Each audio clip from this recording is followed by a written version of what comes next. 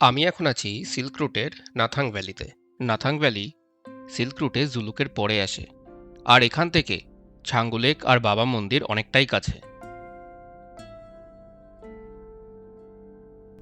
গতকাল রাতে নাথাং ভ্যালির এই আর্মি হোমস্টেতে আমরা নাইট স্টে করি। আমরা এখন নাথান থেকে বেরিয়ে পড়লাম। আমরা এখন যাচ্ছি ছাঙ্গু লেক দেখবো, আর দেখবো ওল্ড বাবা মন্দির।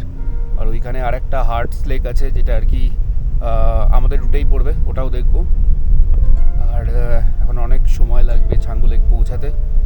এখান থেকে অনেকটা দূর, অ্যারাউন্ড 30 কিলোমিটারের মতো পড়বে।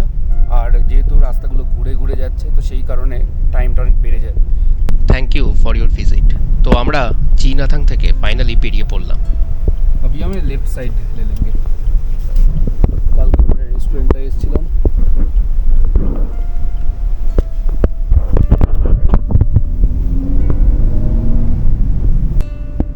ये पूरा आर्मी का ही है।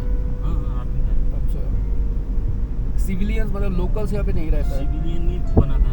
ना ना, लोकल्स नहीं रहता इधर। रहता है थोड़ा रहता है।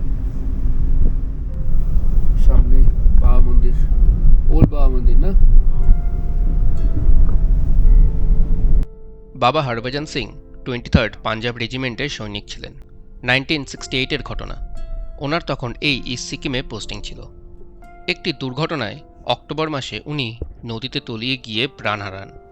কিছুদিন হওয়ার পর ওনার দেহ যখন কোথাও খুঁজে পাওয়া যাচ্ছিল না, উনি তখন একজন সৈনিকের স্বপ্নে আসেন। সেখানে হরভজন সিং বলেন নদীর ধারে কোথায় ওনার দেহ খুঁজে পাওয়া যাবে। পরের দিন আর্মি যখন সেই জায়গায় পৌঁছায়, ওনার রাইফেল এবং দেহ সেখানেই খুঁজে পাওয়া যায়। এটি গল্প মনে হলেও বাস্তবে সত্যি ঘটনা। সেই সময় অনেকেই এটি বিশ্বাস করতে পারেনি, কিন্তু বাবা হরভজন সিং অনেকবারই মানুষের স্বপ্নে এসে প্রমাণ করে দেন যে উনি দেহত্যাগ করলেও ওনার আর্মি হিসাবে ডিউটি কখনোই শেষ হবে না। উনি যাতে সবসময় ডিউটিতে থাকতে পারেন আর মানুষ যাতে ওনাকে সবসময় স্মরণ করতে পারে, তাই এই ওল্ড বাবা মন্দিরটি পরে নির্মাণ করা হয়।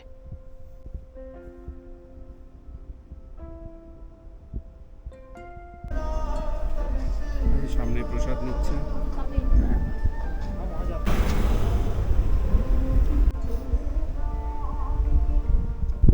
আমরা যখন গ্যাংটক থেকে এইদিকে নাথুলা পাসের দিকে এসেছিলাম, তো তখন আমাদের নিউ বাবা মন্দির দেখিয়েছিল। ওল্ড বাবা মন্দির যেটা আর কি একটু এই সাইডে, মানে একটু আসতে হবে গাড়ি নিয়ে, তো এটা আমাদেরকে দেখায়নি। তো আজকে দেখে নিলাম। আর হ্যাঁ, এই রুটেই আবার নিউ বাবা মন্দিরও পড়বে, ওটাও দেখবো। अच्छा ये वाला हार्ट लेके है। रुक जाना फिर। हाँ वो आई लव कुकू लिखा है। I love Kuku.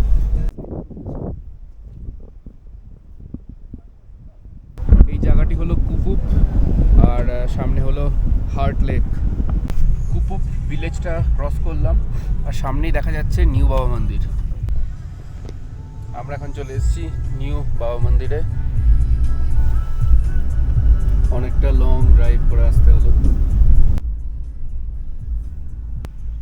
Welcome to বাবা মন্দির। এই নিউ বাবা মন্দিরটি নির্মাণ করা হয় 1983 সালে।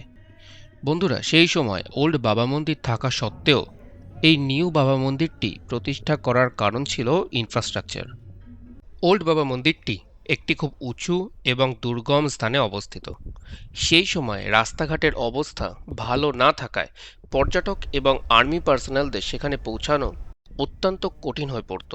পরে পর্যটক এবং সেনাবাহিনীদের কথা ভেবেই এই নিউ বাবা মন্দিরটি নিরাপদ জায়গায় নির্মাণ করা হয়। খুবই সুন্দর জায়গা এটা। নিউ বাবা মন্দিরও দেখে নিলাম। এখানে সুভেনিয়ার শপ, জিনিসপত্র কেনা যাবে, আর সামনে একটা ক্যাফে আছে।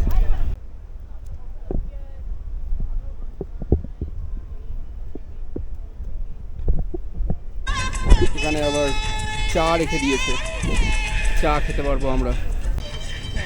চা আছে না? Thank you. कितना है भैया पार्किंग? 30 रुपीज़। 30। বন্ধুরা, আমাদের যেহেতু ছোট গাড়ি, তো সেই কারণে আমরা নাথুলা পাসের দিকে যেতে পারলাম না, কারণ ছোট গাড়ি ওখানে অ্যালাউ করে না। আর মনে রাখবে, মানডে আর টিউসডে নাথুলা পাস বন্ধ থাকে। তো আমরা এখন যাচ্ছি টুয়ার্ডস ছাঙ্গু লেক, আর আমাদের হাতে যেহেতু সময় আছে, তো আমরা ওখানে রোপওয়েও চড়বো। এখন আমরা আছি ছাঙ্গু লেক, আর সামনে হলো রোপওয়ে। এগুলো বেসিক্যালি ইয়াক রাইডের জন্য, উপরে একদম বসার সিট করে রেখেছে। ইয়াক রাইড এখানে আসলে করতে পারো। সামনেই রোপওয়ের এন্ট্রি, আর দেখতে পাচ্ছ পার্কিংও একদম এন্ট্রির সামনেই করেছে সবাই। ছাঙ্গু লেক 12,310 ফিট, আর এই রোপওয়েটা 13,700 ফিট উপর অব্দি যায়। 13,700 300-600 টাকা পার পার্সন। এই হলো রোপওয়ে ছাঙ্গু লেকের। ঢুকেই এখানে একটা সিটিং এরিয়া আছে, এখানে অনেকেই বসতে পারবে।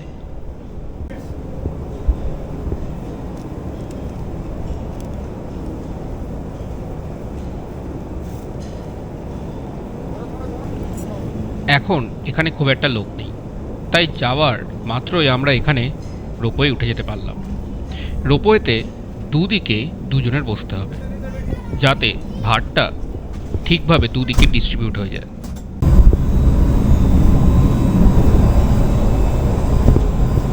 কেমন ভয় ভয় লাগছে?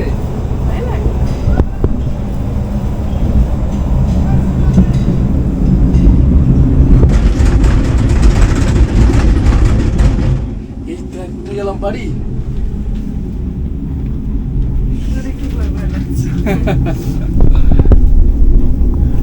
ওই দেখো দূরে ছাঙ্গু লেক কত ছোট দেখাচ্ছে। আর আমি যদি ভুল না হই, প্রায় 1400 ফিট আমরা উপরের দিকে উঠছি। আমার তো হেভি মজা লাগছে, এত উপরে উঠলাম রোপওয়েতে। অনেকদিন রোপওয়ে চড়িনি। উফ, বরফে ঢাকা পাহাড় দেখা যাচ্ছে উপরে, এইদিকে কাঞ্চনজঙ্ঘা। ওই যে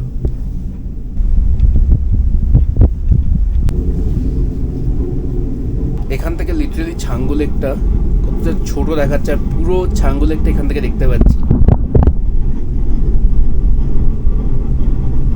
তা কত দূরে দূরের পাহাড় দেখা যাচ্ছে। এই দেখ এবার কাঞ্চনজঙ্ঘাটা দেখ পারি।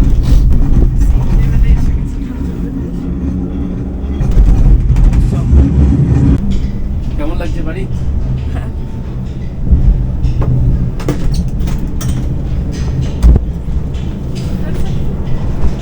क्या है ও আচ্ছা, নজারা লিখতে গেলি। 13,700 13,700। ও কি ভিউ, কি দারুণ ভিউ এখানে।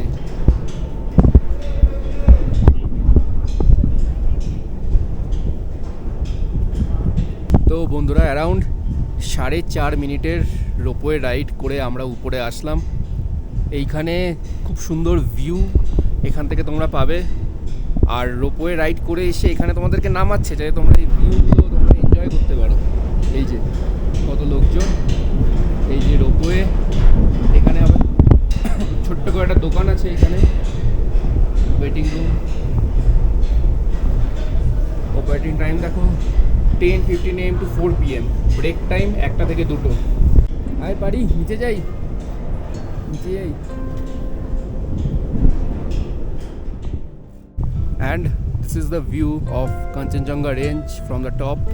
কত ক্লিয়ার ভিউ দেখো, কোনো আশেপাশে মেঘ নেই, আর আমরা একদম কাঞ্চনজঙ্ঘার উপর মানে টপ দেখতে পাচ্ছি। কি সুন্দর, আশেপাশে কোনো বরফ নেই, সেই কারণে হয়তো আরও ভালো করে আমরা জায়গাটা এনজয় করতে পারছি।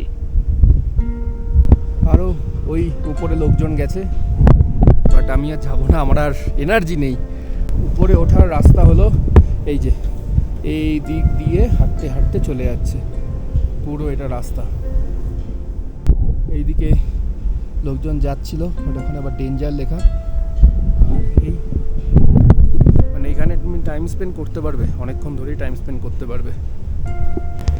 আমাদের রোপওয়েতে ঘোরা হয়ে গেছে। আমার ভিডিওটা পোস্ট করবে না, জাস্ট এমনি আছে, এটা পোস্ট করবো। তাহলে আমরা রোপওয়েতে উপরে আসলাম, ঘোরাঘুরি করলাম, এবার আমরা রোপওয়ে করে আবার নিচের দিকে যাব।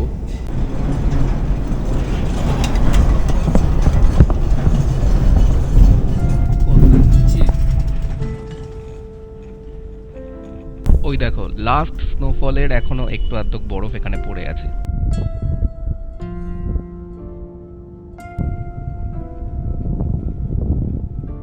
রোপওয়ে থেকে যেই গ্রামটা দেখা যাচ্ছিল এটা হলো সেই গ্রাম। আর তোমরা যদি গ্যাংটক হয়ে ছাঙ্গুলেকে আসতে হয় তোমাদের, তাহলে এই রাস্তা ধরেই আসতে হবে, মানে এই রাস্তা ধরে কন্টিনিউয়াস এই রাস্তা হয়ে এই যে ছাঙ্গুলেক এই দিকটা পড়বে। এখানে একটা ক্যাফেটেরিয়া আছে, অ্যালপাইন ক্যাফেটেরিয়া, আর একটা ওইখানে আছে ওয়াপসি ক্যাফে। এটাই যাবি? এই দোকানে তোমরা চা, ম্যাগি, থুকপা, মোমো, রাইস সব রকমেরই খাবার এখানে পাবে। এখানে আমরা একটা ভেজ থুকপা নিলাম, 100 টাকা দাম পড়েছে, আর তার সাথে দুটো চা।